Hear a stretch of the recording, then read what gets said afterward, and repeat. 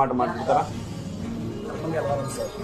ధర్మం గెలవాలి అంటే ధర్మం గెలవాలంటే ఏం అర్థం చేసుకోవాలి? చెప్పట్లేదు మొత్తం ప్రజలందరికీ తెలుసు. అంతేనా? ఏందన్నా మాట ధర్మం రాష్ట్రాలు జరిగింది. పవన్ కళ్యాణ్ గారు కారణ జన్ముడు.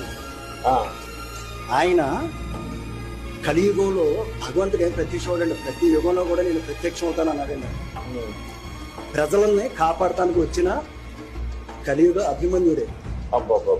అందులో ఏమాత్రం ఎందుకంటారండి, కాశీలో ఎవరో మన ఆంధ్ర గురించి తెలియని ఒక సిద్ధాంతి కాశీలో పవన్ కళ్యాణ్ గారి జాతకాన్ని చూసి ఎవరో పవన్ కళ్యాణ్ అంట ఇతను ఆంధ్రప్రదేశ్ లో ప్రజల తరపున పోరాడుతున్నాడంట, అతన్ని కాపాడుకోకపోతే మటుకు ఆంధ్రాకి భవిష్యత్తు ఉండదు, తన జీవితం కూడా అందులోనే సమిదైపోతాడని చెప్పి అతను చెప్పుకొచ్చేది.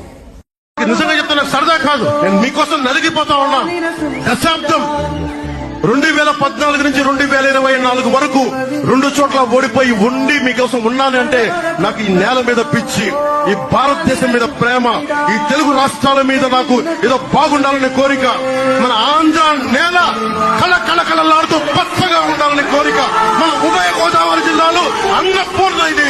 ఈ అన్నపూర్ణ స్వామి ఏడుస్తా ఉన్నారు.